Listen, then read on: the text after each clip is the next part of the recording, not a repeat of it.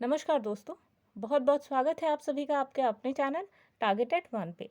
मैं हूं अमृता और आज हम डिस्कस करने वाले हैं कुछ इंपॉर्टेंट क्वेश्चंस जो आप सभी के TGT biology, PGT biology, LT grade biology, GSC biology और सीपीएमटी के लिए बेहद ही इंपॉर्टेंट है। आज जो भी क्वेश्चन हम लेकर आए हैं वो सभी प्रश्न हैं जो किसी न किसी एग्जामिनेशन में ज़रूर आ चुके हैं और आपको पता होगा कि जिस तरीके से आपके पास टाइम बहुत कम है, आपके पास बिल्कुल भी समय नहीं है कि आप बैठ करके सारे सिलेबस को कंप्लीट करें।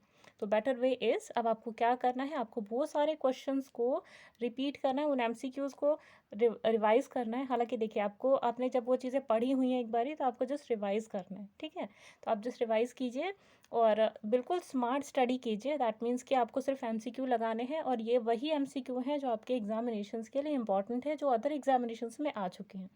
जैसे कि आपको कौन से एमसीक्यूज़ की प्रिपरेशन करनी है, आपको आर्मी स्कूल के टीजीटी की, केवीएस के टीजीटी की, यानी ऐसे क्वेश्चन जो ऑलरेडी केवीएस में आ चुके हैं, एनवीएस में आ चुके हैं, DSSB में आ चुके हैं, ठीक है। इसके साथ ही राजस्थान में आ चुके हैं, यूपीपीसीएस प्री में आ चुके हैं। तो ऐसे सारे क्वेश्चंस जो अलग अलग स्टेट्स में आ चुके हैं टीजीटी एग्जाम्स के लिए, तो वो एरिया आपके लिए बहुत ही ज़्यादा इंपॉर्टेंट है। और आज की सीरीज़ में हम वही सारे प्रश्न आपके लिए लेकर आए हैं जो कभी ना कभी किसी न किसी एग्जामिनेशंस में आ चुके हैं। तो प्लीज़ वीडियो को एंड तक देखें क्योंकि आज की सीरीज़ आप सभी के लिए बहुत ही ज़्यादा हेल्पफुल होगी आपके एग्जामिनेशंस में। तो चलिए टाइम ना वेस्ट करते हुए स्टार्ट करते हैं आज की सीरीज़। लेकिन सीरीज़ स्टार्ट करने से पहले एक इन्फॉर्मेशन आप सभी के लिए कि अगर आप हमारे टेलीग्राम परिवार का एक सदस्य बनना चाहते हैं तो डिस्क्रिप्शन बॉक्स में दिए गए लिंक पे क्लिक करके आप हमारे टेलीग्राम चैनल को ज्वाइन कर सकते हैं। चलिए अब बढ़ते हैं आज के पहले प्रश्न की तरफ। तो दोस्तों, क्वेश्चन आंसर की सीरीज स्टार्ट करने से पहले एक रिक्वेस्टेड कंटेंट जो कि हमारे यूट्यूब परिवार के एक सदस्य ने हमसे डिमांड की थी कि जितनी भी फैमिलीज़ हैं उनको एक एक करके हम सभी के सामने लेकर आएँ, और ये वो फैमिलीज़ हैं जिनसे ज़्यादातर क्वेश्चन आपके एग्जामिनेशन में पूछे जाते हैं, ठीक है। तो जितनी भी इंपॉर्टेंट फैमिलीज़ हैं जहाँ से ज़्यादातर क्वेश्चन पूछे गए हैं, वो सारी फैमिलीज़ एक एक करके हम आप सभी के सामने लेकर आएंगे। तो ज़्यादा आपका टाइम बिल्कुल भी वेस्ट नहीं होगा क्योंकि बहुत ही प्रिसाइज वे में, यानी कि बहुत ही लिमिटेड वे में हम जो सॉलिड कंटेंट है वो लेकर आए हैं, ठीक है। तो करीबन 10 मिनट या 5 मिनट आपको यहाँ रिवीजन में लगेगा। हाँ, एक बात और, अगर आपने चीज़ें पढ़ी हुई हैं ऑलरेडी काफ़ी डिटेल में तो आप इसे स्किप कर सकते हैं, फास्ट फॉरवर्ड करके आप हमारे क्वेश्चन आंसर के सेक्शन पे जा सकते हैं। लेकिन अगर आपने नहीं देखी है तो प्लीज़ आपसे रिक्वेस्ट है कि इसको एक एक चीज़ को बहुत ही समझ करके जाइएगा, क्योंकि यहाँ से कई तरह के क्वेश्चन उठ सकते हैं, ठीक है। या तो आपके एग्जाम्पल के बेसिस पे उठ सकता है, या आपको 6-7 4-5 एग्जाम्पल्स दे दिए जाएंगे लाइन में, ठीक है। और उनसे कहा जाए कि कौन सा ऐसा समूह है जो कि लिलिएसी फैमिली को बिलोंग नहीं करता, ठीक है। या फिर आपसे भी पूछा जा सकता है कि इन्फ्लोरेसेंस कैसे टाइप का होता है। तो कई सारे क्वेश्चन है जो कि फैमिली से उठते हैं, इसलिए आपको कहा कि ये जो वीडियो है ना, यहाँ पे जो फैमिलीज़ का सेक्शन है इसे वेरी डिटेल में आप समझें, ठीक है। इसके बाद देखिए, जो इम्पोर्टेंट एक और हमारे यूट्यूब परिवार के सदस्य ने एक और डिमांड की है कि जो लार्वल फॉर्म्स होते हैं, जितने भी ऑर्गेनिज्म हैं, उनको लेकर के एक वीडियो बनाएं, ठीक है। तो फिलहाल जैसे ही दोस्तों, जैसे ये वीडियो ख़त्म होती है फैमिलीज़ वाले, इसके बाद हम डिस्कस करेंगे जो लार्वल फॉर्म है उसके बारे में, ठीक है। लार्वल फॉर्म बहुत ही ज़्यादा इंपॉर्टेंट है आप सभी के लिए, यानी कि यहाँ से आपको 1-2 नंबर के क्वेश्चन देखने को मिलेंगे ही 101%, ठीक है। तो चलिए सबसे पहले बात कर लेते हैं लिलिएसी फैमिली के बारे में, ठीक है। तो हम बात करते हैं वेजिटेटिव कैरेक्टरिस्टिक के बारे में। अच्छा, आज का टॉपिक स्टार्ट करने से पहले देखिए, 2 चीज़ आपको जानना बेहद ही ज़रूरी है। पहला कि जिस भी फैमिली के बारे में आप पढ़ रहे हैं ना, उसके एग्जाम्पल्स 2-3 ऐसे एग्जाम्पल लीजिए जो आपके डे टू डे लाइफ में आप देखते हो, ठीक है। जैसे देखिए, सोलोनेसी फैमिली के बारे में हमने क्या 3 एग्जाम्पल दिए थे, बैंगन, दूसरा क्या दिया था, दूसरा दिया था आपका आलू, और तीसरा क्या दिया था, मकोई, यानी कि जिसे आप सोलेनम नाइग्रम कहते हैं, ठीक है।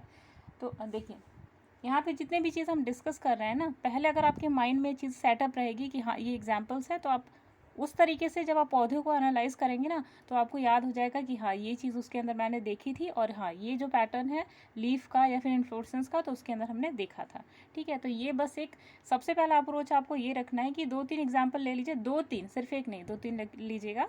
और सभी एग्जाम्पल आपके ऐसे होने चाहिए जो आपने अपनी डे टू डे लाइफ में देखे थे, ठीक है। दूसरी चीज़ कि अगर आपको कभी ऐसा मौका मिलता है कि अगर आप इस टाइप की फैमिली, अगर आप फ़िलहाल अभी जैसे आप कहीं ऐसे एरिया में हैं जहाँ पर आपको प्याज का पौधा दिख गया, आपने गार्डन में लगा रखा है या फिर कहीं पर भी, तो प्लीज़ एक बार उसे ज़रूर देखिएगा, एक बार गो थ्रू होइए उसकी स्ट्रक्चर को लेकर के कि क्या प्रेजेंट है वहाँ पे क्या नहीं। ये चीज़ आपके नॉलेज को बहुत ज़्यादा बूस्टअप करेगी, ठीक है। वैसे भी साइंस आपका सब्जेक्ट है कैसा, एक्सप्लोरिंग वाला, तो आपको क्या करना है, एक्सप्लोर करना है अपने नॉलेज को, ठीक है। तो चलिए अब लिलिएसी फैमिली के वेजिटेटिव कैरेक्टरिस्टिक के ऊपर आते हैं। सबसे पहली बात ये, चलिए एग्जाम्पल्स के बारे में जान लीजिए। तो देखिए एग्जाम्पल्स में बेस्ट सूटेड जो एग्जाम्पल्स हैं आपके, उनमें क्या आएगा आपका एलोवेरा, ठीक है। पहला चीज़ एलोवेरा आपने लगभग हर ही जगह देखा होगा, ठीक है, इसलिए हमने आपको बताया।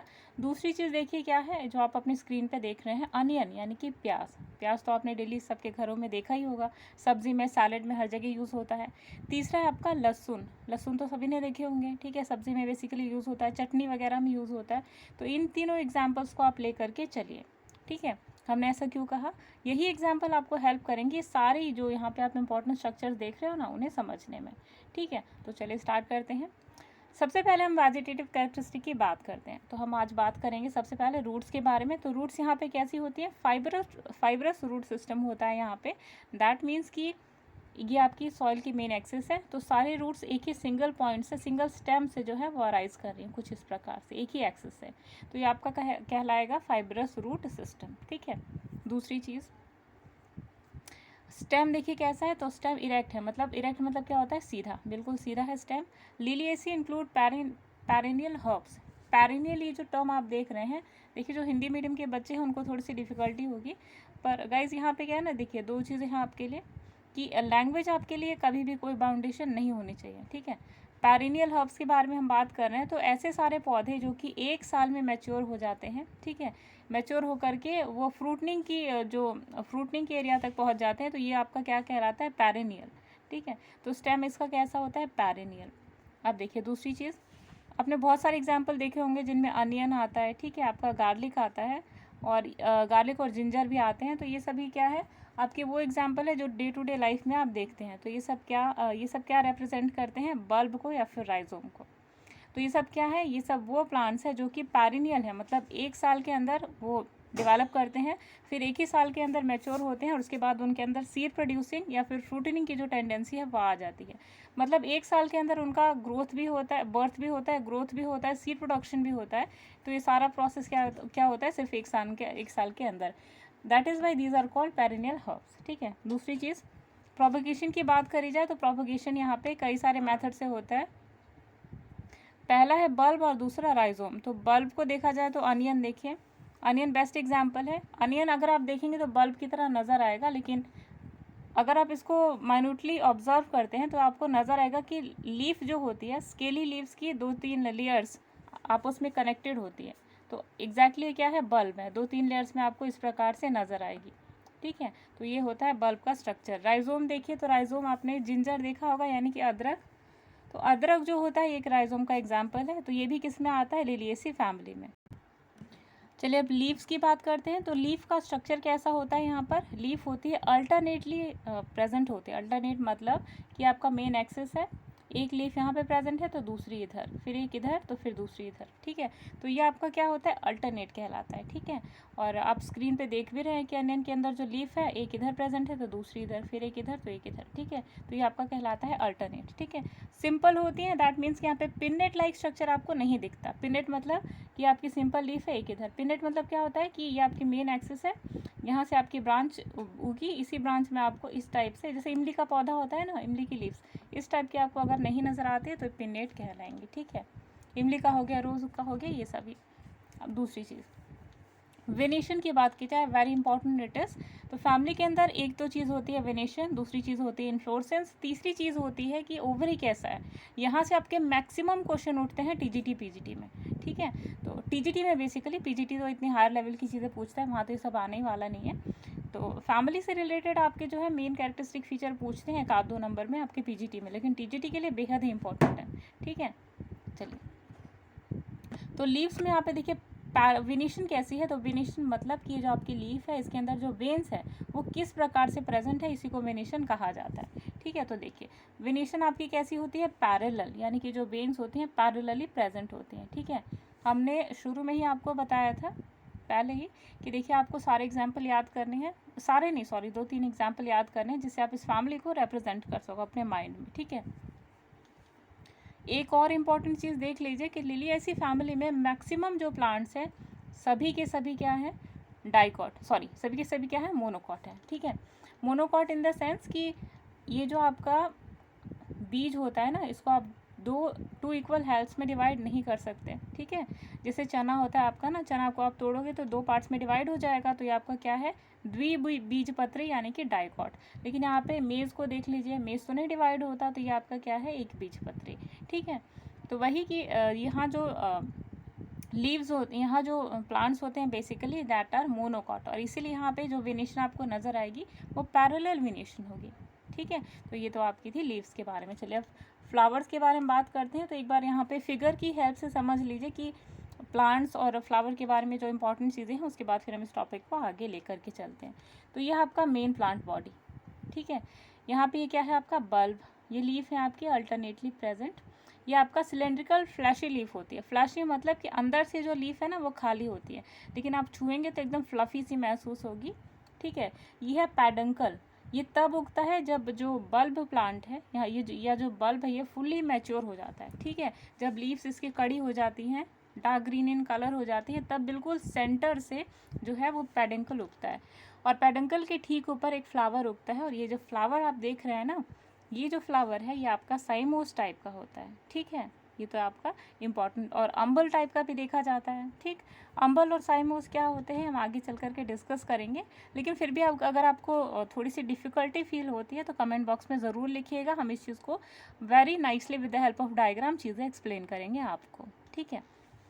चलिए उसके बाद चलिए फ्लावर के पार्ट्स देख लीजिए। तो ये जो आपका क्या है, एक ये जो आप देख रहे हैं ना यहाँ पे बड, तो वही बड है यहाँ पे, देखिए पेडंकल है, ये ब्रैक्ट है। ब्रैक्ट क्या होता है, जब भी आप कोई नई कली देखते हैं ना तो कली कवर्ड होती है एक ग्रीनिश कवर से, तो दैट इज़ कॉल्ड उसका सैपल, ठीक है।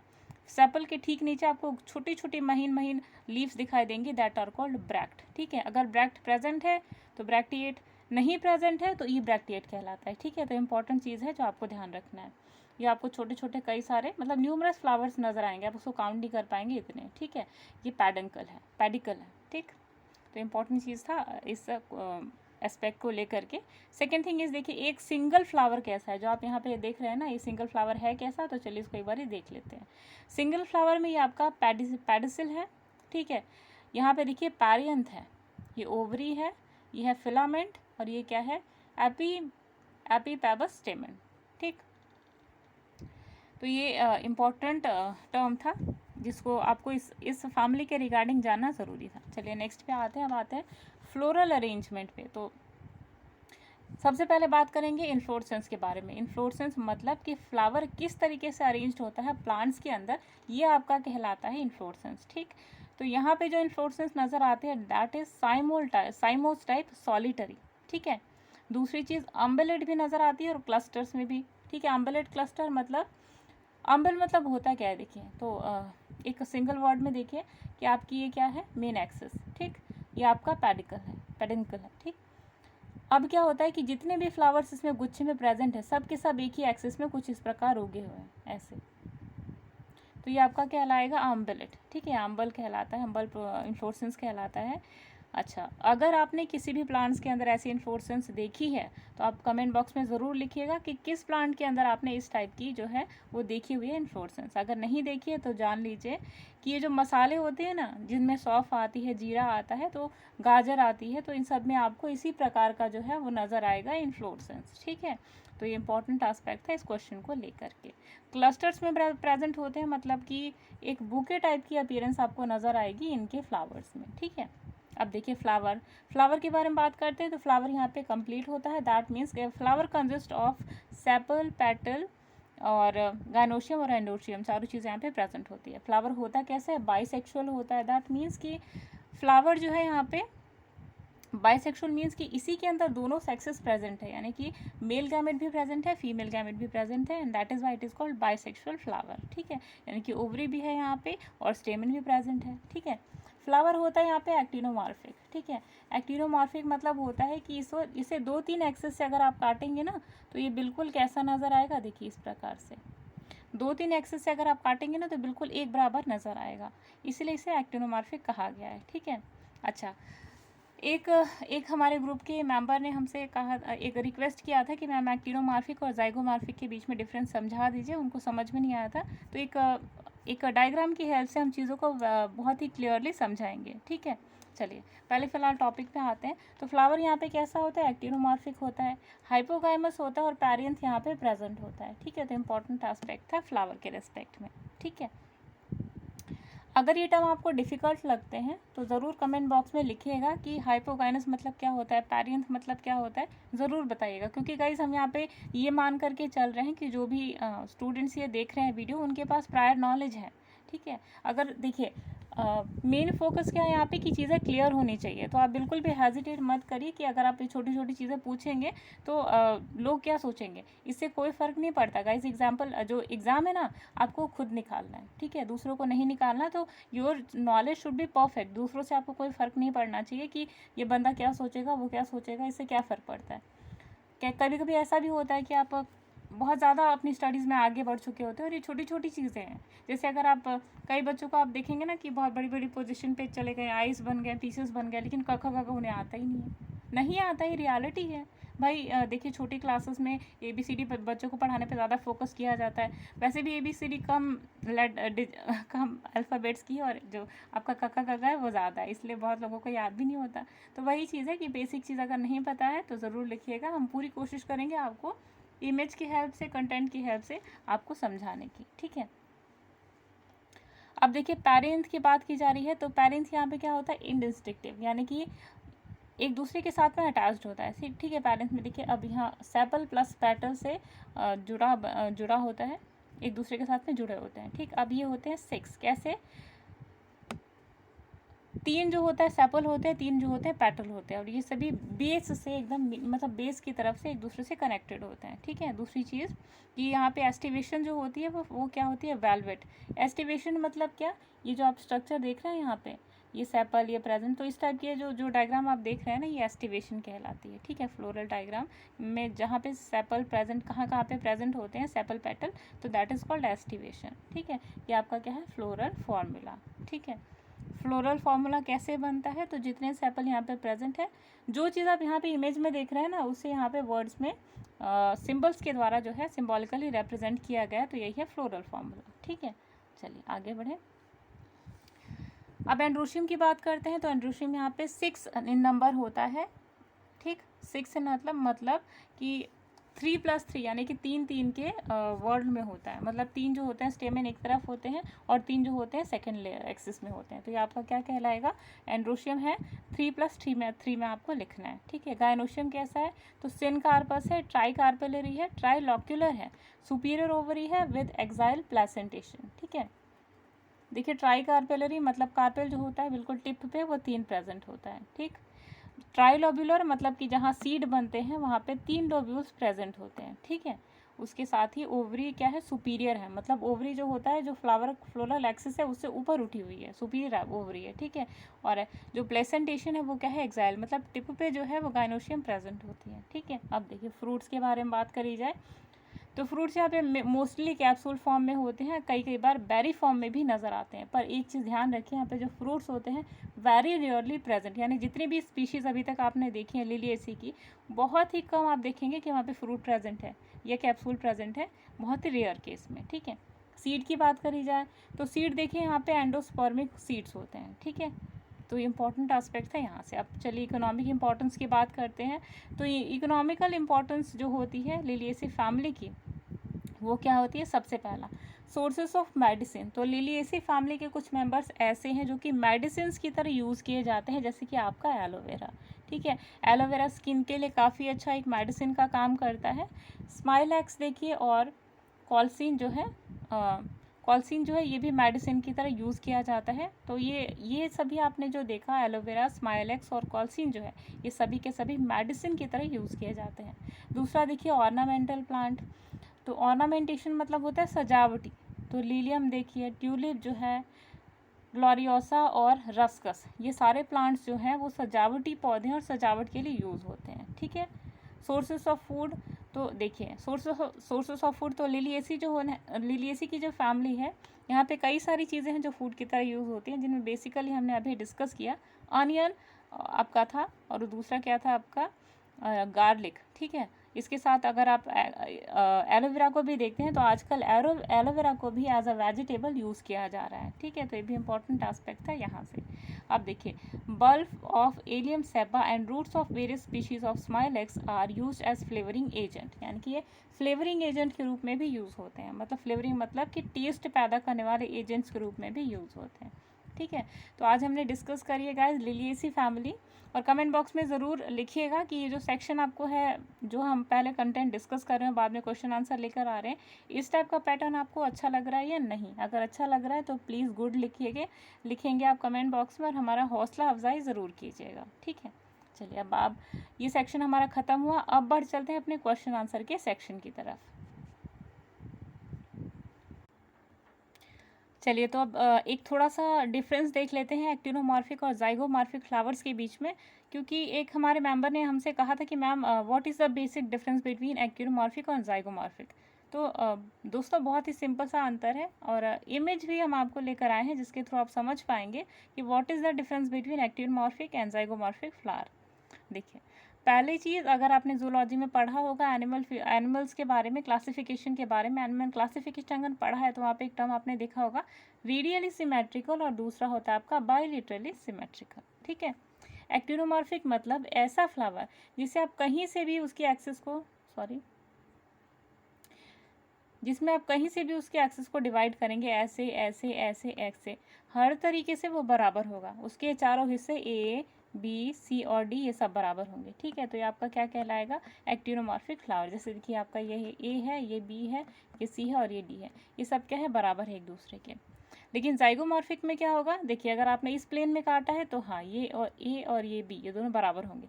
लेकिन अगर आपने इसे इस प्लेन में काटा तो क्या बराबर होगा, नहीं। ये दोनों तो मान लीजिए बराबर हो जाएगा, पर ये क्या बराबर है, नहीं। तो ये जो होगा आपका, ये कहलाएगा आपका बाइलेटरली सिमेट्रिकल, यानी कि जाइगोमॉर्फिक फ्लावर। यानी कि इस फ्लावर में केवल एक प्लेन आपको ऐसी नज़र आएगी, केवल एक, जहाँ से कि ये दोनों सेक्शंस, ये दो इक्वल पार्ट्स में डिवाइड हो सके। लेकिन एक्टिनोमॉर्फिक फ्लावर में ऐसा होता है कि आप इसे कहीं से भी काट दीजिए, हर तरीके से इसमें एक से ज़्यादा एक्सेस होती हैं डिवीजन की, यानी यहाँ से भी काट लीजिए, यहाँ से भी काट लीजिए, यहाँ से भी काट लीजिए, फ्लावर हमेशा दो इक्वल हेल्प्स में डिवाइड होगा। ठीक है, दूसरी चीज़, अब दूसरी चीज़ ये देखिए, इसका जो प्लेन होता है डिवाइड का, ये दो से ज़्यादा होता है, लेकिन यहाँ पे क्या होता है, सिर्फ दो ही है जो प्लेन होते हैं और डिवीजन के। ठीक है, इसके एग्जांपल्स में देख लीजिए, यहाँ पे शंखपुष्पी का पौधा आता है जाइगोमॉर्फिक में। ठीक है, शंखपुष्पी का आता है, मटर का पौधा आता है, ठीक है, दाल वगैरह के पौधे आते हैं, तो ये सारे किस में आते हैं, जाइगोमॉर्फिक फ्लावर में। एक्टिनोमॉर्फिक फ्लावर में आपने मैक्सिमम फ्लावर देखे होंगे एक्टिनोमॉर्फिक, ठीक है, जिनमें आपका क्रूसीफेरी की फैमिली के पौधे आ जाते हैं। ठीक है, और इसके साथ ही आपका आ जाता है लिलिएसी फैमिली के पौधे। ठीक है, इसके साथ में आप देख लीजिए बहुत सारे पौधे जिनमें रोजेस आपके आ जाते हैं एक्टिनोमॉर्फिक में। ठीक है, तो एग्जांपल्स थे। तो मेरे ख्याल से जो बेसिक कॉन्सेप्ट था ये आपने समझा होगा कि एक्टिनोमॉर्फिक और जाइगोमॉर्फिक के बीच में डिफरेंस क्या है, और एग्जाम्पल के थ्रू भी आपने समझा होगा। इसके अलावा कोई डाउट है तो आप हमारे कमेंट बॉक्स में लिख करके अपने डाउट्स को पूछ सकते हैं। ठीक है, चलिए अब प्रश्न उत्तर की श्रृंखला पे चलते हैं। चलिए, तो आज की क्वेश्चन आंसर की सीरीज के सबसे पहले प्रश्न की तरफ आते हैं, यानी कि during the rainy season bryophytes form green mat on, यानी कि वर्षा ऋतु के दौरान ब्रायोफाइट्स हरा जाल निर्माण करता है। कहाँ निर्माण करता है ये आपको बताना है। तो चारों ऑप्शन देखिए, बहुत ही सिंपल सा क्वेश्चन है और इसका आंसर आपको पता ही होगा। ये टीजीटी के एग्जामिनेशंस में एक बार ऑलरेडी आ चुका है, इसलिए क्वेश्चन हमने आप सभी के सामने लेकर आया है इसको। तो ऑप्शन नंबर 1 है देखिए, डैम सॉइल यानी कि गीली मिट्टी पर। ऑप्शन नंबर बी है आपका रॉक साइड्स यानी कि चट्टानी इलाकों पर। ऑप्शन नंबर सी है आपका बार्क ऑफ ट्री यानी कि पेड़ों की छाल पर। और ऑप्शन नंबर डी है आपका ऑल ऑफ द एबव यानी कि इनमें से सभी। तो क्वेश्चन के according your correct answer should be option number B यानी कि ऑल ऑफ दीज। अब देखिए, एक्स्ट्रा फैक्ट के रूप में याद रखिए कि ब्रायोफाइट्स का जो हरा जाल का निर्माण है, ये गीली मिट्टी, पेड़ों की छाल व चट्टानी एरिया सभी में ये पाया जाता है।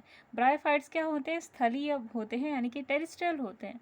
ठीक है, और ये छायादार नमी वाले स्थानों पर उगते हैं और इसीलिए इन्हें पादप जगत के उभयचर यानी एम्फीबियंस ऑफ प्लांट किंगडम कहा जाता है। Very important. और ये क्वेश्चन यानी कि किन्हें amphibian of the plant kingdom कहा जाता है, ये क्वेश्चन आपके एनटीपीसी में एक बार आ चुका है। ठीक है, तो ब्रायोफाइट्स के नाम से किसे जाना जाता है, ये जाना जाता है, सॉरी एम्फीबियंस के नाम से किसे जाना जाता है प्लांट किंगडम के, तो ब्रायोफाइट्स को जाना जाता है। ठीक है, अगला क्वेश्चन देखिए, which one is commonly called as reindeer moss, यानी कि निम्नलिखित में से कौन एक सामान्यतः रेंडियर मॉस कहलाता है। तो ये क्वेश्चन आपके यूपी पीजीटी 2016 में आ चुका है, इसलिए आपके लिए इंपॉर्टेंट है, इस पर भी आप एस्टिक मार्क कर दीजिए। ऑप्शन देखते हैं, तो ऑप्शन नंबर 1 है क्लैडोनिया रेजिफेरनिया, ऑप्शन नंबर बी है फ्यूनेरिया हाइग्रोमैटिका, ऑप्शन नंबर सी है sphagnum khasiana, option number D है आपका स्फैग्नम सोलोनिकम। तो क्वेश्चन के अकॉर्डिंग जो आपका करेक्ट आंसर निकल कर आता है यह है ऑप्शन नंबर 1 यानी कि क्लाडियम रोजीफेरेना। अब देखिए एक्स्ट्रा फैक्ट के रूप में आपको याद रखना है कि ये जो आपका रेंडियर मॉस है, ठीक है, ये जानवरों के चारों के रूप में इसका उपयोग किया जाता है। ये एक प्रकार का लाइकेन होता है। ठीक है, लाइकेन में लाइकेनिन नामक जो कार्बोहाइड्रेट है वो पाया जाता है। इम्पॉर्टेंट कॉन्सेप्ट, लाइकेन में कौन सा कार्बोहाइड्रेट पाया जाता है, लाइकेनिन। ठीक है, दूसरी चीज़ कि लाइकेन प्रदूषक सूचक होता है यानी कि पॉल्यूशन इंडिकेटर के रूप में जाना जाता है, और मृदा निर्माण व भोजन के निर्माण के या भोजन के रूप में भी इसे यूज़ किया जाता है, और फॉडर के रूप में भी यानी कि चारे के रूप में भी यूज़ किया जाता है। तो क्वेश्चन के according your correct answer should be option number A यानी कि क्लैडोनिया रेजिफेरनिया। अगला क्वेश्चन देखिए, which of the following bryophyte has well defined leptoids and hydroids, यानी कि निम्नलिखित में से कौन सा ऐसा ऑप्शन है जो कि जिसमें लैप्टॉइड्स और हाइड्रॉइड्स के नाम से जिन्हें परिभाषित किया जाता है। तो चारों ऑप्शन देखिए, ऑप्शन नंबर 1 है आपका पोगोनेटम, ऑप्शन नंबर बी है आपका पॉरेला, ऑप्शन नंबर सी है आपका फ्रूलानिया, और ऑप्शन नंबर डी है आपका पैलिया। तो क्वेश्चन के according your correct answer should be option number A यानी कि पोगोनेटम जो होता है इसे लैप्टॉइड्स और हाइड्रॉइड्स जो होते हैं इन दोनों में ये प्रेजेंट होता है। ठीक है, और ये these both are acting as conducting strand for food and water, यानी कि जो पोगोनेटम होता है इसके अंदर लैप्टॉइड्स और हाइड्रॉइड्स दोनों चीज़ें पाई जाती हैं, और ये किसके लिए रिस्पॉन्सिबल होती हैं दोनों, ये एक होता है वाटर के कंडक्टिंग स्ट्रैंड होता है फूड और वाटर के लिए। ठीक है,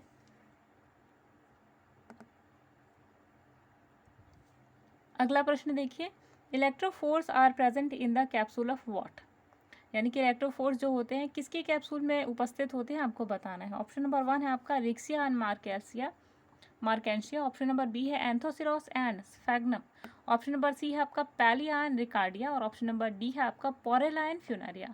तो क्वेश्चन के according your correct answer should be option number C यानी कि पैलिया एंड रिकार्डिया, इसी के अंदर इलेक्ट्रोफोर्स जो होते हैं वो प्रेजेंट होते हैं। ठीक है, अच्छा ये इलेक्ट्रोफोर्स होते क्या हैं, तो मेल स्टेराइल सेल्स को क्या कहा जाता है, मेल स्टेराइल सेल्स को क्या कहा जाता है, ये कहा जाता है इलेक्ट्रोफोर्स। ठीक है, अब देखिए यहाँ पर इलेक्ट्रोफोर्स की हम बात करें तो प्रेजेंट कहाँ पे होते हैं, ये बिल्कुल जो कैप्सूल होता है ना, एक बार स्क्रीन को क्लीन कर लेते हैं। ये देखिए जो कैप्सूल होता है ना, इस कैप्सूल के अंदर जो कैविटी होती है ना, इसके बिल्कुल एपेक्स पे प्रेजेंट होते हैं। दूसरी चीज़ और कहाँ प्रेजेंट होते हैं, तो ये बेसल एंड जो होता है पैलिया का जो बेसल एंड होता है यहाँ पे प्रेजेंट होते हैं इलेक्ट्रोफोर्स। ठीक है, तो दो इंपॉर्टेंट चीज़ें आपने देखी यहाँ पे। ठीक, अगले प्रश्न पे आज चलते हैं।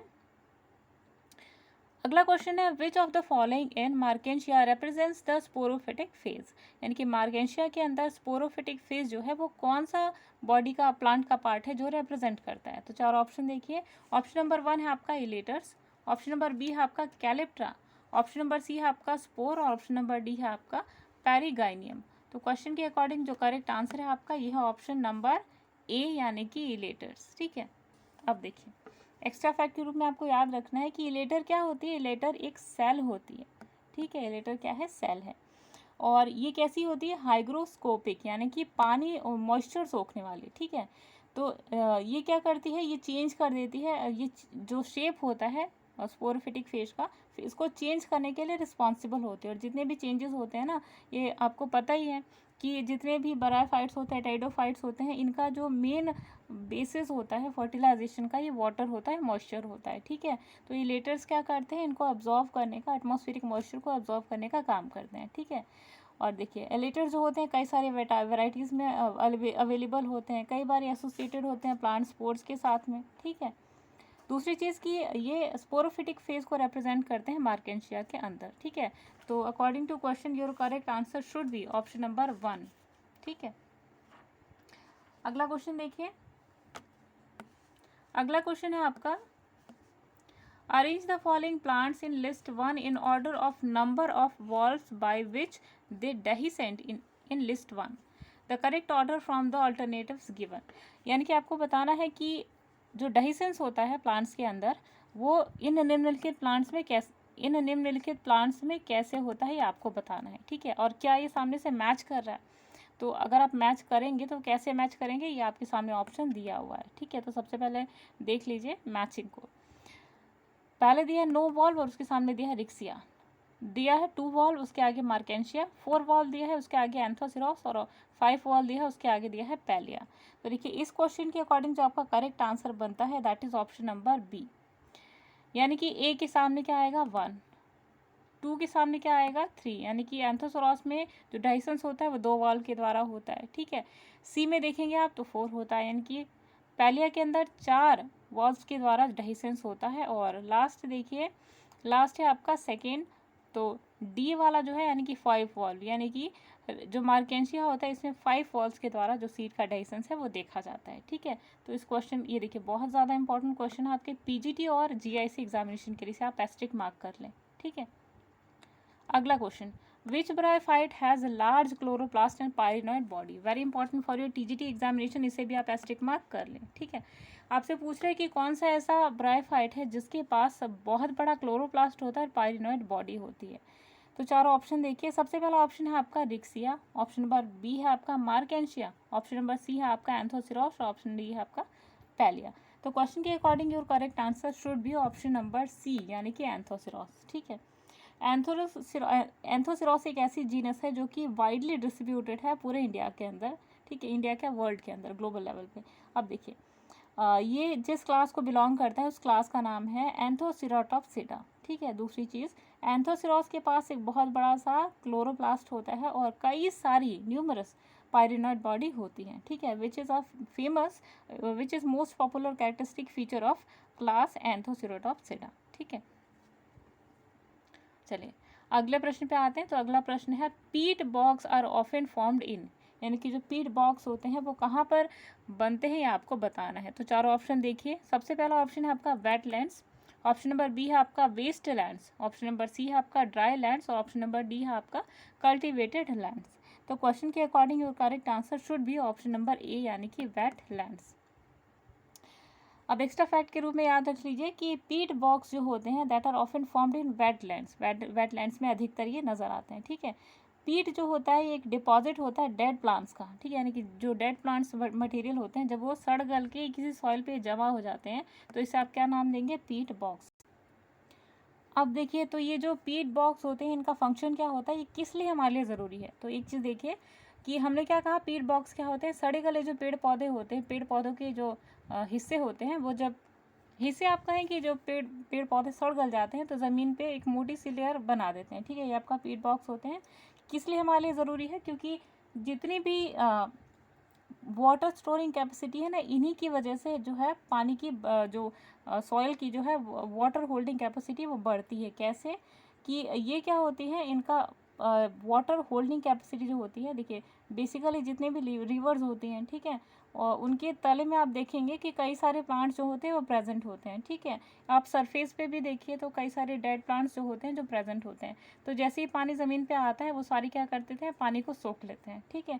और ये एक सोर्स होते हैं, पानी जो सूखा हुआ पानी होता है पीट बॉक्स के द्वारा, ये छोटे छोटे पौधे या घास जो होती है उसके लिए एक वाटर का सोर्स के रूप में एक्ट करती हैं, ठीक है। तो इम्पॉर्टेंट कॉन्सेप्ट था आप सभी के लिए। अगला क्वेश्चन देखिए, देखिए अगला प्रश्न, विच of the following is absent from a sphagnum sporophyte, यानी निम्नलिखित में से कौन स्फैग्नम के बीजाणुरोध में अनुपस्थित होता है। तो चारों ऑप्शन देखिए। सबसे पहला ऑप्शन है आपका फूट यानी कि पाद, ऑप्शन नंबर बी है आपका सीटा, ऑप्शन नंबर सी है आपका कॉलमनेला और ऑप्शन नंबर डी है आपका ओपरकुलम। तो क्वेश्चन के अकॉर्डिंग जो आपका करेक्ट आंसर निकल कर आता है that is option number B यानी कि सीटा। तो निम्नलिखित में से स्फैग्नम स्पोरोफाइट के अंदर जो चीज़ एब्सेंट होती है वो होती है सीटा। ठीक है, तो ये आपके लिए एक इंपॉर्टेंट फैक्ट था। दूसरी चीज़ अब एक्स्ट्रा फैक्ट के रूप में जान लीजिए कि जो मैच्योर स्पोरोफाइट होता है स्फैग्नम का, उसके अंदर फूड और कैप्सूल तो होती है, लेकिन सीटा जो होता है वो इनकॉन्स्पिक्यूअस सीटा होता है, यानी कि एब्सेंट होता है। ठीक, इसी कारण जो होता है, जो इनकी पूरी स्पोरोफाइट होती है एक कैलिप्ट्रा के द्वारा कवर्ड होती है। ठीक है, जो लोएस्ट पार्ट होता है कैलिप्ट्रा का that covers the food is called vaginula. जो वैजिनुला होता है वो कैलिप्ट्रा को, जो सबसे लोएस्ट पार्ट होता है कैलिप्ट्रा का, ये क्या करता है कि जो भोजन होता है, भोज्य पदार्थ, उसको कवर करके रखने का काम करता है और इसे क्या कहा जाता है, वैजिनुला। ठीक, एक इलोंगेटेड सिलेंड्रिकल पोर्शन नजर आता है आर्किगोनियल ब्रांचेस के पास, जिसे स्यूडोपोडियम के नाम से जाना जाता है। ठीक है, स्यूडोपोडियम आपके देखिए कहाँ से रिलेटेड है, अमीबा के अंदर पैरामीशियम की सब चीज़ें नज़र आती हैं, तो यहाँ पर भी आपको नजर आए। ठीक है, स्यूडोपोडियम अगर आपका नाम आए तो आपको किससे कनेक्ट करना है, या आपको कनेक्ट करना है स्फैग्नम से। ठीक है, अगला देखिए, अगला क्वेश्चन है antheridia intermixed with paraphyses are seen in, यानी कि जो एंथ्रीडिया है वो पैराफाइसिस के साथ मिले हुए पाए जाते हैं, तो किस में पाए जाते हैं आपको बताना है। तो चारों ऑप्शन देखिए। सबसे पहला आपका ऑप्शन है फ्यूनेरिया, ऑप्शन नंबर बी है आपका मार्केंशिया, ऑप्शन नंबर सी है आपका रिक्शिया और ऑप्शन नंबर डी है आपका एंथोसिरोस। तो देखिए क्वेश्चन के अकॉर्डिंग जो आपका करेक्ट आंसर निकल कर आता है that is option number A यानी कि फ्यूनेरिया। तो फ्यूनेरिया जो होता है उसके अंदर एंथ्रीडिया जो है वो पैराफाइसिस के साथ मिक्स्ड कंडीशन में नजर आता है। ठीक है, देखिए फ्यूनेरिया के अंदर जो एंथ्रीडिया जो है, एंथ्रीडिया मतलब जानते हैं आप सभी, इस चीज़ से फैमिलियर है। एंथ्रीडिया आपका क्या है, मेल गैमेट। ठीक है, या मेल रिप्रोडक्टिव ऑर्गन होता है। तो यहाँ पे जो पैराफाइसिस होते हैं जो नज़र आते हैं काफ़ी लार्जर इन नंबर होते हैं। ठीक है, पैराफाइसिस क्या होता है, एक unbranched multicellular filamentous hair like structure होता है, और ये एंथ्रीडिया जो होता है पैराफाइसिस को सराउंड करके रखता है। ठीक है, एक जो लीव्स होते हैं, जैसे आप देखिए लीफ है आपका, तो इसके नीचे आपको छोटा सा ब्रैक्ट नज़र आएगा। ठीक है, तो यहाँ पे इसी तरीके से बिल्कुल कवर करके रखते हैं इस तरीके से। ठीक है, दूसरी चीज़ कि पैराफाइसिस जो होता है वो सूजा हुआ स्वॉलन टाइप का होता है। ठीक है, जिसे आप कैपिटेट भी कह सकते हैं। ठीक है, इनके अंदर क्लोरोप्लास्ट पाया जाता है, और ये इनका जो फंक्शन होता है, इनका फंक्शन क्या होता है पैराफाइसिस का, क्लोरोप्लास्ट इसके अंदर प्रेजेंट है, दैट मीन्स का फंक्शन क्या होता है, इनका फोटोसिंथेसिस फंक्शन होता है। ठीक है, ये फोटोसिंथेसिस प्रोसेस को परफॉर्म करते हैं। तो पैराफाइसिस क्या करते हैं, यहाँ पे जो यंग एंथ्रीडिया होता है इनको वाटर लॉस से बचाने का काम करते हैं ये पैराफाइसिस। ठीक, अगला क्वेश्चन देखिए। अगला क्वेश्चन है which of the following is regarded as a link between algae and pteridophyte, यानी निम्नलिखित में से कौन शैवाल एवं टेरिडोफाइट के बीच एक कड़ी मानी जाती है। तो चारों ऑप्शन देखिए। सबसे पहला आपका ऑप्शन है फ्यूनेरिया, ऑप्शन नंबर बी है आपका रिक्सिया, ऑप्शन नंबर सी है आपका एंथोसिरोस और ऑप्शन नंबर डी है आपका पोरेला। तो क्वेश्चन के according your correct answer should be option number C यानी कि एंथोसिरोस। ठीक है, एंथोसिरोस क्या है, एंथोसिरोस को एक कनेक्टिंग लिंक माना जाता है एल्गी और टेरिडोफाइट्स के बीच में। ठीक है, क्योंकि इसके पास कुछ कैरेक्टरिस्टिक एल्गी के भी होते हैं और कुछ कैरेक्टरिस्टिक जो होते हैं वो टेरिडोफाइट्स के भी देखे जाते हैं। ठीक है, तो इसलिए क्या होता है connecting link. Very important question for your TGT examination, आपके यूपी पीसीएस में भी क्वेश्चन ऑलरेडी आ चुका है। ठीक है, तो इसे स्किप बिल्कुल मत कीजिएगा, बहुत अच्छे तरीके से इस क्वेश्चन को पढ़ लीजिए। अगला question, which of the following shows intermediate growth of the sporophyte, यानी निम्नलिखित में से किसके स्पोरोफाइट में असीम वृद्धि होती है। सॉरी, इनडिटरमाइंड लिखा है, ये इनडिटर्मिनेट लिखा है। ठीक है, indeterminate growth of the sporophyte. अब देखिए चारों ऑप्शन। पहला ऑप्शन है आपका पोगोनेटम, ऑप्शन नंबर बी है आपका पैलिया, ऑप्शन नंबर सी है आपका एंथोसिरोस और ऑप्शन नंबर डी है आपका पोरेला। तो क्वेश्चन के according your correct answer should be option number C यानी कि एंथोसिरोस। ठीक, एंथोसिरोस क्या होता है, ये इनडिटरमाइंड यानी कि असीमित वृद्धि शो करता है। क्यों, क्योंकि इनके जो स्पोरोफाइट होते हैं ये 2 पेयर्स में पाए जाते हैं इनके फूड में। ठीक है, दूसरी चीज़ कि यहाँ फूड और कैप्सूल जो होते हैं इन्हीं के अंदर जो है स्पोरोफाइट पाए जाते हैं। और थर्ड जो जो जोन होती है इनकी इंटरकैलरी मेरिस्टेम की, इनकी जो पोजीशन होती है वो फूड के द्वारा कवर्ड हुई होती है और ये कंटिन्यूसली एक नई सेल्स के रूप में, नई टिश्यू के रूप में जो है कैप्सूल का निर्माण करते हैं। ठीक है, अगला क्वेश्चन देखिए, in which of the following endophytic algae are present, यानी कि निम्नलिखित में से किस में अंतःपादपी शैवाल उपस्थित होता है। तो चारों ऑप्शन देखिएगा। सबसे पहला ऑप्शन है आपका एंथोसिरॉस, ऑप्शन नंबर बी है आपका मार्केंशिया, ऑप्शन नंबर सी है आपका पॉलीट्राइकम और ऑप्शन नंबर डी है आपका फ्यूनेरिया।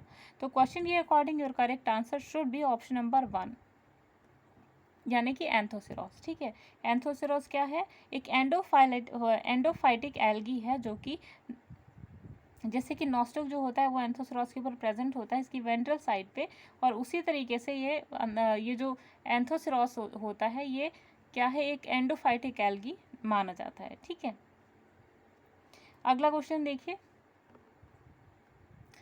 पीट मॉस इज वॉट, यानी कि पीट मॉस को किस नाम से जाना जाता है ये आपको बताना है। चारों ऑप्शन देखिए। ऑप्शन नंबर 1 है आपका पोगोनेटम, ऑप्शन नंबर बी है आपका पॉलीट्राइकम, ऑप्शन नंबर सी है आपका पोरेला और ऑप्शन नंबर डी है आपका स्फैग्नम। तो क्वेश्चन के अकॉर्डिंग जो करेक्ट आंसर आपका निकल कर आता है that is option number D, यानी कि स्फैग्नम। ठीक है, स्फैग्नम को पीट मॉस के नाम से या फिर एक नाम इसका और है बॉग मॉस के नाम से भी जाना जाता है। तो that is important aspect for your question.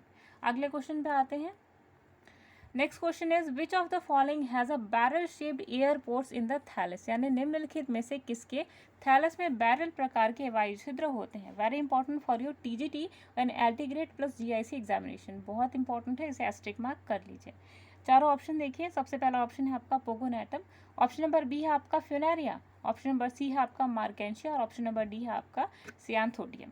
तो क्वेश्चन के अकॉर्डिंग जो करेक्ट आंसर निकलता है वो है ऑप्शन नंबर सी, यानी कि मार्केंशिया। ठीक है, मार्केंशिया के पास एक बैरल शेप्ड एयर पोर्स पाए जाते हैं इनके थैलस के अंदर, और ये बैरल शेप जो होते हैं वो एयर पोर्स का एक कैरेक्टरिस्टिक फीचर माने जाते हैं। और ये जो फीचर है ये एपिडर्मल लेयर के अंदर, यानी कि जो थैलस है मार्केंशिया का, मार्केंशिया के थैलस के अंदर ये जो है एयर पोर्स पाए जाते हैं। ठीक है, तो इनका फंक्शन क्या होता है, एयर का ट्रांसफॉर्मेशन करना। ठीक है, एयर का एक्सचेंज करना। अगला क्वेश्चन देखिए, in which of the following sporophyte is partially independent and unlimited in growth, यानी कि निम्नलिखित में से किस में स्पोरोफाइट यानी कि बीजाणुद्भिद आंशिक स्वतंत्र एवं अनिश्चित वृद्धि वाला होता है। तो चारों ऑप्शन देखिए। सबसे पहला आपका ऑप्शन है स्फैग्नम, ऑप्शन नंबर बी है आपका पोगोनियम, ऑप्शन नंबर सी है आपका पोरेला और ऑप्शन नंबर डी है आपका एंथोसिरोसिस। तो क्वेश्चन के according your correct answer should be option number D, यानी कि एंथोसिरोस। ठीक है, एंथोसिरोस क्या होता है, एंथोसिरोस के पास जो स्पोरोफाइट होता है इसमें आंशिक स्वतंत्र और अनिश्चित वृद्धि वाला होता है, यानी कि लगातार इसमें जो होती है डेवलपमेंट होती रहती है। ठीक, दूसरी चीज़ की ये क्या होते हैं, फोटोसिंथेटिक मशीनरी होते हैं, क्योंकि इनके पास क्लोरोप्लास्ट पाया जाता है और स्टोमेटा भी प्रेजेंट पाया जाता है एंथोसिरोस के पास, और इसीलिए क्या होते हैं, इनकी स्पोरोफाइट जो होती है एंथोसिरोस की स्पोरोफिटिक बॉडी होती है वहाँ पर स्टोमेटा भी प्रेजेंट होता है और क्लोरोप्लास्ट भी प्रेजेंट होता है, जो कि एक नेसेसरी कंपोनेंट होते हैं फोटोसिंथेसिस प्रोसेस के लिए। ठीक है, तो ये क्या है, एक कंटिन्यूस ग्रोथ जो है स्पोरोफिटिक प्लांट बॉडी की, इसीलिए लगातार यहाँ पे नजर आती है। ठीक है, अगला क्वेश्चन देखिए, which of the following has endogenous development of antheridia, यानी कि निम्नलिखित में से किस में नर धानियों का विकास एंडोजीनस होता है। ठीक, तो चारों ऑप्शन देखिए। सबसे पहला ऑप्शन है आपका पैलिया, ऑप्शन नंबर बी है आपका एंथोसिरोस, ऑप्शन नंबर सी है फ्यूनारिया और ऑप्शन नंबर डी है आपका फ्रूलानिया। तो क्वेश्चन के अकॉर्डिंग जो आपका करेक्ट आंसर बनता है ये है ऑप्शन नंबर ए। ठीक है, यानी कि पैलिया। अब देखिए, पैलिया जो है वो एंडोजीनस डेवलपमेंट शो करता है एंथ्रीडियम की। यहाँ जो मेल सेक्स ऑर्गन्स होता है, मेल सेक्स ऑर्गन होता है जिसे एंथ्रीडिया के नाम से जाना जाता है, ये मॉइस्चर को ऑब्जर्व कर लेता है सबसे पहले। ठीक है, उसके बाद फिर बस्ट आउट होता है और इनमें से कई सारे जो अमाउंट में स्पर्म जो होते हैं वो रिलीज होते हैं, और यही मेल गैमेट जो होते हैं वो पैलिया में देखे जाते हैं।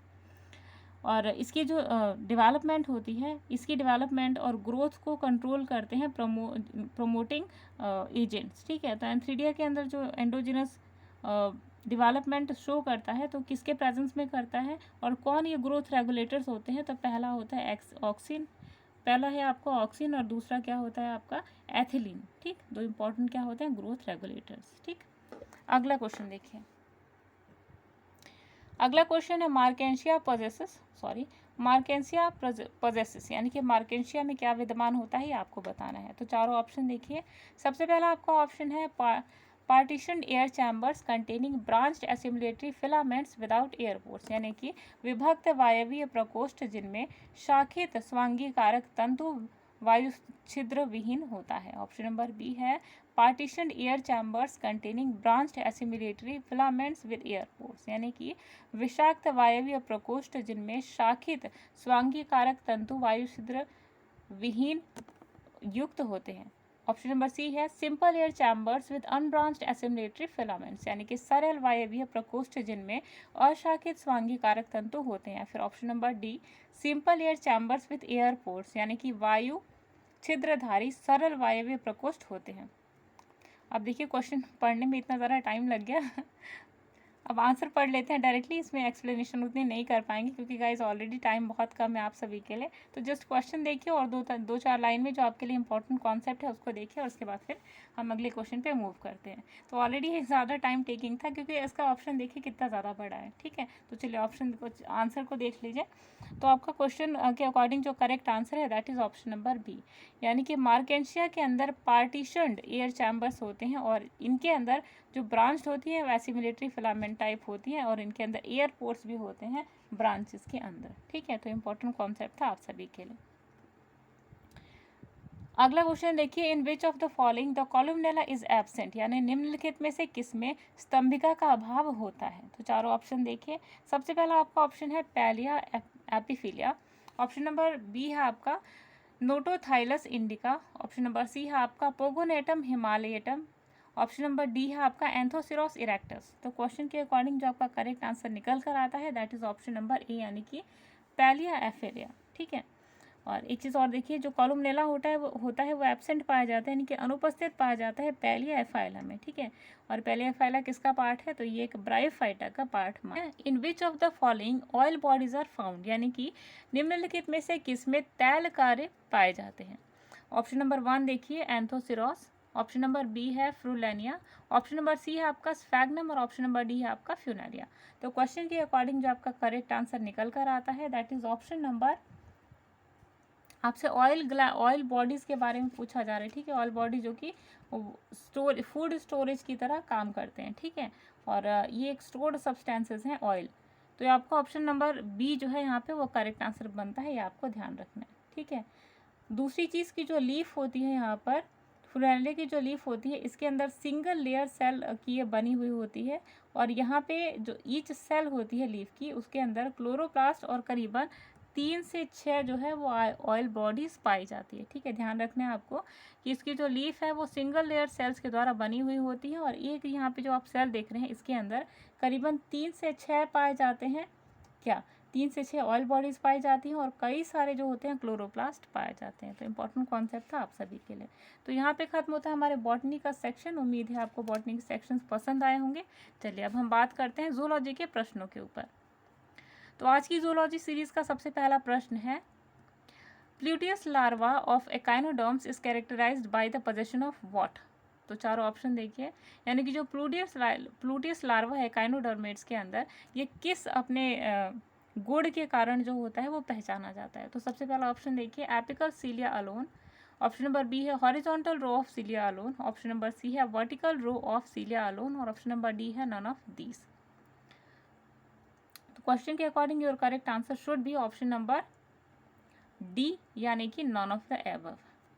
अब देखिए एक्स्ट्रा फैक्ट के रूप में ध्यान रखिए कि प्लूटियस लार्वा जो होता है एकाइनोडर्मा का उसके पास कम से कम 5 या 6 पेयर्स ऑफ आर्म्स प्रेजेंट होती है। ठीक है, एकाइनोडर्मेट्स के पास करीबन 5 से 6 के करीब में जो होती हैं वो आर्म्स, यानी कि इनके आप बाजू कहें या पैर कहें जो भी करीबन ये 5 से 6 प्रेजेंट होते हैं।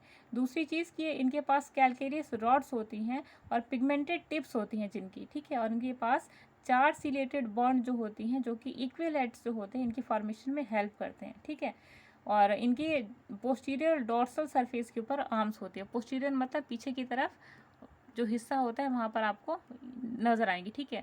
वेंट्रल सरफेस में नहीं, पेट की तरफ नहीं, पीठ की तरफ अटैच होते हैं, ठीक है।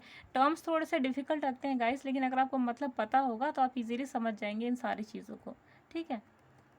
तो क्वेश्चन के अकॉर्डिंग जो आपका करेक्ट आंसर बनता है ये है ऑप्शन नंबर डी। अगला प्रश्न देखिए, which of the following animal group has radially symmetrical adult but bilaterally symmetrical larva, यानी कि निम्नलिखित में से कौन सा ऐसा जंतुओं का समूह है जिसके अंदर रेडियल सिमेट्री पाई जाती है लार्वल स्टेज में, लेकिन जब वो बड़ा हो जाता है, मैच्योर हो जाता है, तब बाइलेटरल सिमेट्री शो करता है, ठीक है। तो चारों ऑप्शन देखिए, सबसे पहला आपका ऑप्शन है निडेरिया, ऑप्शन नंबर बी है एनिलिडा, ऑप्शन नंबर सी है आपका मोलस्का और ऑप्शन नंबर डी है आपका एकाइनोडर्मेटा। तो क्वेश्चन के अकॉर्डिंग जो आपका करेक्ट आंसर निकल कर आता है that is option number D, यानी कि एकाइनोडर्मेटा।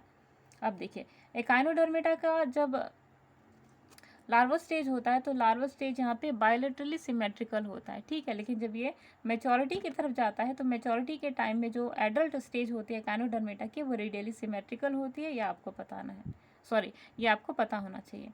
एग्जाम्पल में देख लीजिए, स्टारफिश भी क्या होती है, जब लार्वल स्टेज में होती है तो आपकी ये क्या होगी, उस टाइम में होगी आपकी बायोलेट्रिकली सिमेट्रिकल, और जब ये मैच्योर हो जाएगी, एडल्ट हो जाएगी, तब क्या हो जाएगी आपकी रेडियल सिमेट्री शो करेगी, ठीक है। तो इंपॉर्टेंट कॉन्सेप्ट था आप सभी के लिए। अगला question, which of the following are not echinoderms larva, यानी कि दिए गए चार ऑप्शन में से ऐसा कौन सा ऑप्शन है जो कि एकाइनोडर्म का एक लार्वा नहीं माना जाता। ऑप्शन नंबर 1 है आपका पिनिनेरिया या फिर ब्रैकियोलारिया, ऑप्शन नंबर बी है एकाइनोप्ल्यूटस या फिर ओफियोप्ल्यूटस, ऑप्शन नंबर सी है आरिकुलेरिया और साथ में है डोलोलेरिया, ऑप्शन नंबर डी है टॉर्नेरिया और वैलिगर। तो क्वेश्चन के अकॉर्डिंग जो correct answer should be option number D, यानी कि जो काइनोडर्मेटा जो होता है इसके अंदर लार्वल फॉर्म जो है वो किसके अंदर नहीं पाया जाता, तो टॉर्नेरिया और वैलिगर। ये आपके यूपी पीसीएस में आ चुका है ऑलरेडी एग्जाम, यूपी पीसीएस के एग्जाम में, तो आपकी पीजीटी के लिए और आपके जीआईसी के लिए वेरी इंपॉर्टेंट क्वेश्चन, इसे आपको एस्टेरिक मार्क कर लेना है। लार्वा स्टेज के बारे में पूछा जा रहा है कि निम्नलिखित में से किसमें एकानोडर्म में से लार्वा स्टेज नहीं पाया जाता, ठीक है।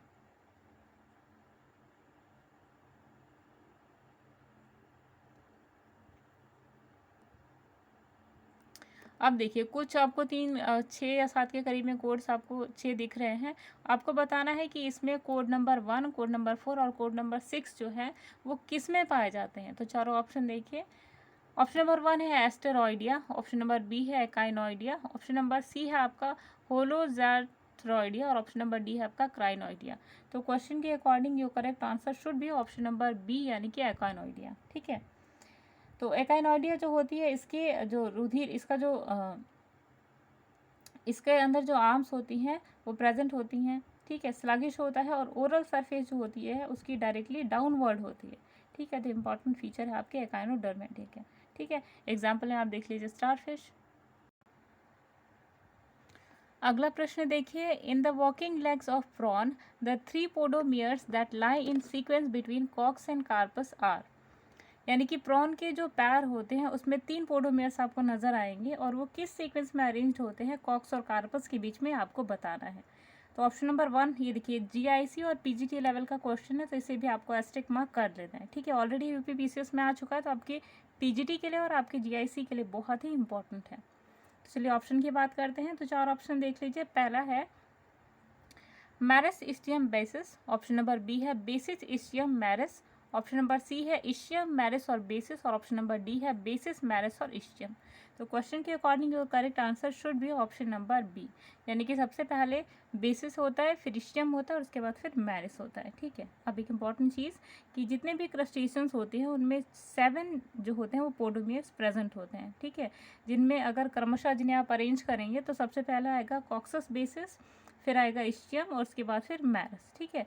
कार्पस जो होता है, अब देखिए 3 अभी हमने देखे जो आपके इस क्वेश्चन से रिलेटेड है, हमने कहा 7 पोडोमियर्स होते हैं, तो 3 हमने यहाँ पे डिस्कस कर लिए। इसके अलावा जो क्या है, इसके अलावा जो 4 है उनमें आपका आता है कार्पस, चौथा, 5वां आपका आता है पोटोपस, छठा आपका आता है डॉक्टिलस। तो एक टोटल आपको यहाँ पे 6 टाइप्स के नज़र आएंगे, ठीक है। कौन सा, सॉरी 7 टाइप के आपको नज़र आएंगे। कौन, कॉक्स, दूसरा बेसिस, फिर इस्टियम, फिर मैरिस, फिर कॉर्पस, फिर प्रोडोपस और डॉक्टिलस, ठीक है। तो होते हैं जो सारे मिला के केवल 4।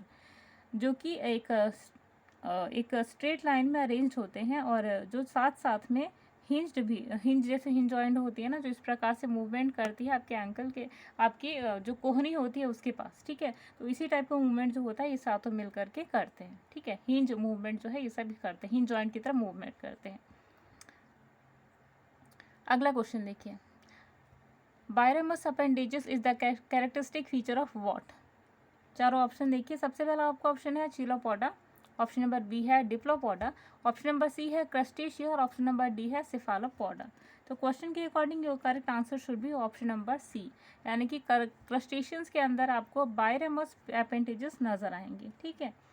अब देखिए इनका जो जितने भी क्रस्टेशियंस होते हैं इनके शरीर में खंड आपको, यानी कि सेगमेंट्स जो होते हैं वो नज़र आते हैं, जिनमें से एक जोड़ी खंड जो होता है वो अपेंडेजेस में पाए जाते हैं, और जो साधारण जो विरासमस प्लान होता है जिसे बायरेमस प्लान कहा जाता है इसका निर्माण करते हैं। तो इम्पोर्टेंट कॉन्सेप्ट था आपके इस क्वेश्चन को लेकर के। अगला क्वेश्चन देखिए। अगला क्वेश्चन है मालपीगियन ट्यूब्यूल्स आर, यानी कि जो मालपीगियन नलिकाएं होती है वो एग्जैक्टली क्या होती हैं आपको बताना है। तो चारों ऑप्शन देखिए। सबसे पहला आपका ऑप्शन है excretory organ of annelids, option number B है respiratory organ of insects, option number C है excretory organ of frogs and option number D is excretory organ of insects. तो क्वेश्चन ये देखिए रेस्पिरेटरी ऑर्गन है, ठीक है, excretory नहीं। तो इसके अकॉर्डिंग जो आपका करेक्ट आंसर निकल कर आता है यह ऑप्शन नंबर डी, यानी कि एक्सक्रीटरी ऑर्गन ऑफ इंसेक्ट्स। अब देखिए मालपीगियन ट्यूब्यूल आपका क्या है, एक्सक्रीटरी ऑर्गन है, किसके साथ जुड़ा हुआ है, इंसेक्ट्स के साथ में। तो इंसेक्ट में आपके कॉकरोच भी आता है, तो वहाँ पर भी आपका जो टर्म है मालपीगियन ट्यूब्यूल्स वो एसोसिएटेड होता है, ठीक है। तो आपके टीजीटी बायोलॉजी के लेवल का क्वेश्चन है, तो इसे भी आपको एस्टेरिक मार्क कर लेना है, ठीक है, टीजीटी के लिए आपके लिए। आप देखिए एक्स्ट्रा फैक्ट के रूप में जान लीजिए, तो जितने भी आपकी एक्सक्रीटरी सेल्स हैं उनका सबसे पहले नाम जान लीजिए, very important for your examination. सबसे पहला मालपीगियन सेल्स जो होती हैं ये ऑर्थोपॉड्स और इंसेक्ट्स में पाई जाती हैं। दूसरी चीज़ फ्लेम सेल्स जो होती हैं वो प्लेटीहेल्मिन्थीस का क्या होती हैं, एक्सक्रीटरी सेल होती हैं, एक्सक्रीटरी ऑर्गन होती हैं। तीसरा देखिए रेनेट सेल, तो रेनेट सेल एस्कीहेल्मिन्थीस की क्या होती है, एक्सक्रीटरी ऑर्गन होते हैं। और नेफ्रिडिया जो होता है एनिलिडा का होता है एक्सक्रीटरी ऑर्गन। इसके साथ ही कैबर्स ग्लैंड जो होता है वो मोलस्क का होता है, ठीक है। उसके बाद देखिए क्लोरोगोगन जो सेल्स होती हैं वो केचुए का जो होते हैं एक्सक्रीटरी ऑर्गन होते हैं, ठीक है। और कॉक्सल ग्लैंड जो होते हैं वो किसके होते हैं, एरेक्निडा के अंदर, एरेक्निडा का जो है वो उत्सर्जी अंग माने जाते हैं, ठीक। तो इतने भी हमने जितने भी यहाँ पे डिस्कस किए, जिनमें आपका फ्लेम सेल्स आ रहा था, रेनेट सेल्स आ रहा था, नेफ्रिडिया आ रही थी, कैबर्स ग्लैंड आ रहा था, कॉक्सल ग्रंथियाँ आ रही थी और क्लोरोगन सेल्स आ रही थी, ये सभी क्या है, एक्सक्रीटरी ऑर्गन है। किससे रिलेटेड है तो अभी हमने डिस्कस किया, ठीक है। और चलिए हम आपके लिए एक और सेक्शन ऐसा लेकर आएंगे जिसमें हम डिस्कस करेंगे वो सारे एक्सक्रीटरी ऑर्गन्स जो कि किसी न किसी जंतु के साथ में एसोसिएटेड हैं, ठीक है। तो वो चीज़ें हम आगे चल करके डिस्कस करेंगे। अगला क्वेश्चन देखिए, complete Metamorphosis is found in what, यानी कि पूर्ण कायांतरण जो है वो किस में पाया जाता है। तो चारों ऑप्शन देखिए। सबसे पहला आपका ऑप्शन है bed bug, option number B है आपका grasshopper, option number C है आपका बटरफ्लाई और ऑप्शन नंबर डी है आपका सिल्वर फिश। तो क्वेश्चन के according your correct answer should be option number C, यानी कि बटरफ्लाई। तो बटरफ्लाई के अंदर आपको पूर्ण कायांतरण यानी कि कंप्लीट मेटामॉर्फोसिस नजर आती है, ठीक है। अब देखिए तितली है, हाउस फ्लाई जिसे घरेलू मक्खी कहा जाता है, मच्छर जो होता है या मॉथ जो होता है, ये सभी शो करते हैं कंप्लीट मेटामॉर्फोसिस, ठीक है। अभी आपने देखा वो सारे। जबकि खटमल जो होता है, टिड्डा जो होता है और एम्फिड जो होते हैं ये प्रायः ग्रेजुअल मेटामॉर्फोसिस को रिप्रेजेंट करते हैं। जबकि नेप्रिस्मा जो है ये मेटामॉर्फोसिस जो कार्यांतरण है वो नहीं पाया जाता। Very important concept. ये जितने भी कॉन्सेप्ट हमने यहाँ पे डिस्कस किया आपके टीजीटी एग्जामिनेशन के लिए बेहद ही इंपॉर्टेंट है। हमने क्या डिस्कस किया कि एम्फिड्स के अंदर जो ग्रेजुअल मेटामॉर्फोसिस है वो पाई जाती है, नेपिज्मा में कम्प्लीटली एब्सेंट होता है मेटामॉर्फोसिस। जबकि टिड्डा, घरेलू मक्खी, मच्छर मौत जो होते हैं, तितली और घरेलू मक्खी और जो मच्छर मौत होता है ये इन सभी के अंदर क्या पाया जाता है, कंप्लीट मेटामॉर्फोसिस, ठीक है। अगला क्वेश्चन देखिए,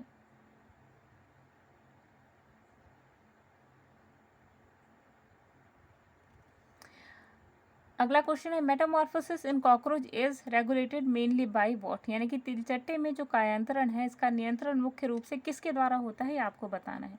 तो चारों ऑप्शन देखिए।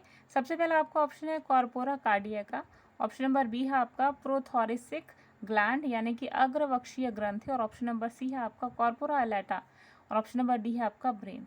तो क्वेश्चन के according your correct answer should be option number C यानी कि कॉर्पोरा अलेटा। तो यहाँ पर देख लीजिए एक्स्ट्रा फैक्ट के रूप में कि जो कॉकरोच होते हैं उनमें कायांतरण यानी कि जो होता है मेटामॉर्फोसिस होता है, ये मेनली जो होते हैं कॉर्पोरा अलेटा के द्वारा, क्या नाम होता है, कॉर्पोरा अलेटा, कॉर्पोरा अलेटा के द्वारा कंट्रोल किए जाते हैं। और दूसरी चीज़ कि यहाँ पे जो एडल्ट होते हैं तो इनमें इमिगो जो होता है, इमेगो, उसके होने पर विचित्र जुवेनाइल फॉर्म जो है उससे गुजरता है। तो एडल्ट जो होते हैं वो एक जो लार्वल फॉर्म है इमिगो उससे होकर के गुजरते हैं, जो कि यहाँ जो होता है जो जुवेनाइल हार्मोन होता है उसके नियंत्रण के लिए ये रिस्पॉन्सिबल होता है। ठीक है, तो जो कॉर्पोरा अलेटा है इसी के द्वारा जो जुवेनाइल हार्मोन है इसका सिक्रीशन होता है, यानी कि मेटामॉर्फोसिस के रिगार्डिंग जितने भी इंपॉर्टेंट चीज़ें होती हैं इन्हें कंट्रोल किया जाता है कॉर्पोरा अलेटा द्वारा। ठीक है, तो इंपॉर्टेंट कॉन्सेप्ट था आप सभी के लिए। अब देखिए आपकी स्क्रीन पे कनेक्टिंग लिंक दिए हुए हैं। ठीक है, तो क्योंकि अभी वीडियो काफ़ी ज़्यादा लंबी हो गई है तो इसको हम अपने नेक्स्ट वीडियो में डिस्कस करेंगे। अगर आप चाहें तो इसका स्क्रीनशॉट भी लेके रख सकते हैं, यहाँ से भी आपके 1-2 नंबर के क्वेश्चन आपके टीजीटी बायोलॉजी के लिए इंपॉर्टेंट है। ठीक है, तो चलिए आज की सीरीज़ को यहीं ख़त्म करते हैं। और ये है हमारा टेलीग्राम चैनल का लिंक, और ये आपको मिल जाएगा, ये लिंक आपको डिस्क्रिप्शन बॉक्स में दिया हुआ है, उस पर क्लिक करके आप हमारे टेलीग्राम चैनल का एक हिस्सा बन सकते हैं। तो दोस्तों आज के लिए इतना ही। आज की वीडियो अच्छी लगती है तो प्लीज़ एक लाइक ज़रूर दीजिएगा, और आपके जो भी बेस्ट फ्रेंड्स हैं जिन्हें प्रैक्टिस सेट चाहिए या फिर सॉल्व क्वेश्चन पेपर चाहिए उन्हें हमारा चैनल का जो लिंक है वो ज़रूर सेंड कर दीजिएगा। ठीक है, और गाइस वीडियो शेयर करना बिल्कुल भी ना भूलें, और कोई भी ऐसी चीज़ है जो आपको क्लियरली समझ में नहीं आती है कमेंट बॉक्स में शालीनतापूर्वक लिखिएगा। हम पूरी कोशिश करेंगे कि आपको हर तरीके से वो चीज़ें क्लियरली समझ में आ सके। ठीक है, तो आज के लिए बस इतना ही। आज की वीडियो को यहीं पे विराम देते हैं, तब तक के लिए नमस्कार।